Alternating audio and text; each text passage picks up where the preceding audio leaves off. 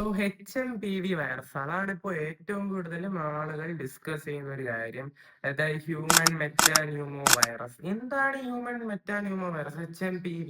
ഇത് എങ്ങനെയാണ് ഇപ്പോൾ ഒരു ഡിസ്കസിങ് ടോപ്പിക് ആയത് എന്നൊക്കെയാണ് നമ്മൾ ഡിസ്കസ് ചെയ്യാൻ പോകുന്നത്. ബട്ട് ബേസിക്കലി ഇത് എങ്ങനെയാണ് ആളിലേക്ക് സ്പ്രെഡ് ചെയ്യുന്നത്, ഇത് അടുത്ത കോവിഡ് ആണോ എന്നൊക്കെയാണ് ഇപ്പൊ ന്യൂസ് ഒക്കെ വരുന്നത്. ഇത് എന്തിനാണ് ഇത്രയ്ക്ക് പാനിക് ആവേണ്ട സിറ്റുവേഷൻ? ഇത് ശരിക്കും സത്യമായിട്ടുള്ള ഒരു ന്യൂസ് ആണോ? സോ ഈ HMPV എന്ന് പറയുന്നത് ബേസിക്കലി നമ്മുടെ ഈ റെസ്പിറേറ്ററി സിസ്റ്റം ഉണ്ടല്ലോ, അതായത് ഈ ഒരു സംഭവം, അപ്പൊ ഇതിനെ ബാധിക്കുന്ന ഒരു കാര്യമാണ്.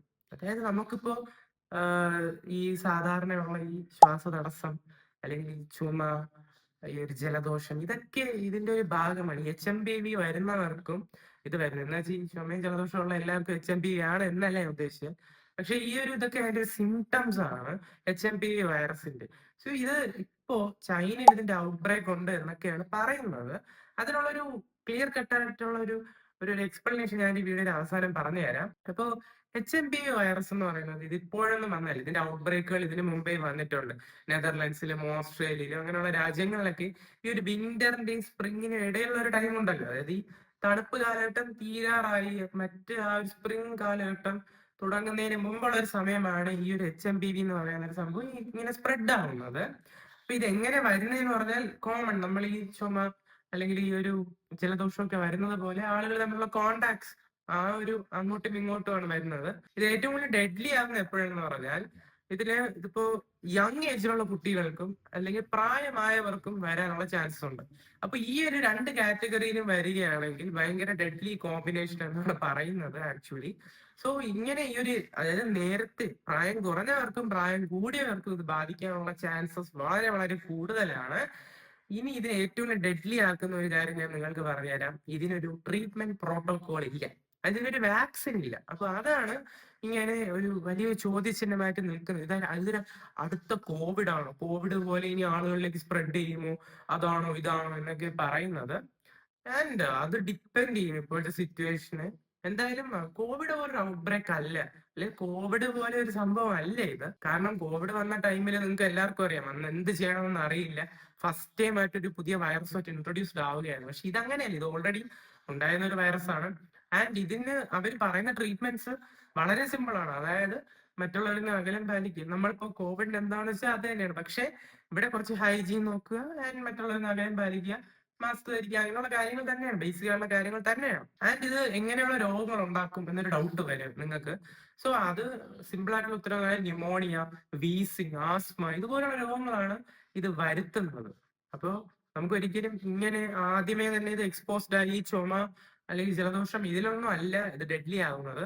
ഇതുപോലുള്ള ഹൈ ആയിട്ടുള്ള രോഗങ്ങൾ ഇതിലേക്ക് നമ്മളിങ്ങനെ കൊണ്ടെത്തിക്കും. അപ്പോഴാണ് നമ്മൾ ശരിക്കും നമ്മുടെ കയ്യിൽ നിന്ന് ഇത് വിട്ടുപോകുന്നത്.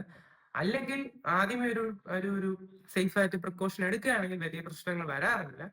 ഇനി ചൈനയിൽ ഇതിന്റെ ഔട്ട് ബ്രേക്ക് ഉണ്ടോ, അല്ലെങ്കിൽ ചൈനയിൽ ഇതൊക്കെ സംഭവിക്കുന്നുണ്ടോ, അതിന് ഒരു ഒരു വൻ വൻ വൻ എക്സ്പ്ലനേഷൻ പോലെ ഞാൻ ഒരു വീഡിയോ കാണിച്ചു തരാം. സോ നിങ്ങൾ അത് കാണുക.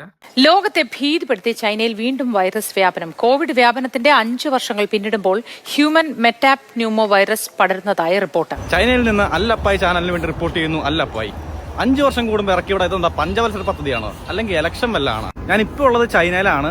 ഇവിടെ എനിക്ക് മനസ്സിലായിടത്തോളം ആളുകൾ ഫോട്ടോ എടുക്കുന്നു, കാര്യങ്ങളെല്ലാം പഴയതുപോലെ തന്നെ നടക്കുന്നു, സാധാരണ മനുഷ്യജീവിതം. ചൈനയിൽ വൈറസ് ഇറങ്ങിയത് ചൈനക്കാരറിയണമെങ്കിൽ ഇവരാദ്യം മലയാളം പഠിച്ച് 24 അല്ലെങ്കിൽ മാതൃഭൂമി ന്യൂസ് കാണണം. എന്നാലാണ് ഇവിടെ വൈറസ് ഇറങ്ങിയതിനെ കുറിച്ച് ഇവരറിയാൻ പോകണം. പിന്നെ നമ്മുടെ സേഫ്റ്റി എന്ന് പറഞ്ഞാൽ നമ്മുടെ മാത്രം ഉത്തരവാദിത്തമാണ്. അതുകൊണ്ട് ഞാൻ എന്തായാലും ബാഗിൽ ഒരു സ്റ്റീൽ പ്ലേറ്റ് എടുത്തിട്ടുണ്ട്, പിന്നെ കൊട്ടാനായിട്ടൊരു പേനയുണ്ട്. അതുകൊണ്ട് എല്ലാവരും അവരവരുടെ സേഫ്റ്റി നോക്കുക. ഇവിടെ എങ്ങനെ വൈറസ് ഉണ്ടോന്നും എനിക്കറിയില്ല. അപ്പോൾ ഓക്കെ, ബൈ. സോ ഇതാണ് ഇപ്പോ ചൈനയിലെ അവസ്ഥ. ഇത് മീഡിയാസ് മാനിപ്പുലേറ്റ് ചെയ്തതാണോ, അല്ല ഇതിപ്പോ ഒഫീഷ്യലി ഒരു കണക്കും വന്നിട്ടില്ല. ആൻഡ് ചുമ്മാതെയാണ് ഇത്രയും പാനിക് ആയിട്ടുള്ള ഒരു സിറ്റുവേഷൻ ക്രിയേറ്റ് ചെയ്യുന്നതാണ് ഞാൻ പറയുന്നത്. HMPV വൈറസിന്റെ പേരിൽ ഇപ്പൊ ചൈനയിൽ ഒരു ഇഷ്യൂ ഇല്ല. അവര് ആ വീഡിയോ പറഞ്ഞ പോലെ തന്നെ അവരിനി മലയാളം പഠിച്ച് ഇതുപോലുള്ള ന്യൂസ് ചാനൽസ് കണ്ടാൽ മാത്രമേ അവർക്കറിയോ ഇങ്ങനെ ഒരു ഇഷ്യൂ ഉണ്ടല്ലേ എന്ന്. ഇതും ഞാൻ പറഞ്ഞല്ലോ, ഒരിടത്തും ഒഫീഷ്യലി പറഞ്ഞിട്ടില്ല. WHO പോലും പറഞ്ഞിട്ടില്ല ഇങ്ങനെ ഒരു ഇഷ്യൂ ഉണ്ട്. കോവിഡ് ഒക്കെ വന്നപ്പോ ആദ്യം അവര് വന്നത് കൺഫേം ചെയ്തു ഇങ്ങനെ ഒരു ഇഷ്യൂ ഉണ്ട്, നിങ്ങൾ ജാഗ്രത. ഇത് അങ്ങനെയൊന്നുമില്ല. സോ ഇതൊരു നെക്സ്റ്റ് കോവിഡ് അങ്ങനെ ആ ഒരു ലെവലിലേക്കോ കാര്യങ്ങൾ കൊണ്ടുപോകേണ്ട ആവശ്യമില്ല ഇപ്പോഴേ. So let's hope for the best. Anyway precautions എടുക്കണം. എടുക്കണ്ട എന്നല്ല, ബട്ട് അതിന്റെ പേരിൽ ഒരു പാനിക്കിംഗ് സിറ്റുവേഷൻ ഉണ്ടാകാതിരിക്കട്ടെ. നിങ്ങൾക്ക് എന്താണ് തോന്നുന്നത്? HMP വൈറസ് ഡെഡ്ലി ആണോ? എന്താണ് നിങ്ങൾക്ക് അതിനെ കുറിച്ച് തോന്നുന്നത്? ഡീറ്റെയിൽ ആയിട്ട് പറയുമല്ലോ. അടുത്തൊരു വീഡിയോ കാണുമ്പോൾ സൈനിങ് ഔട്ട്.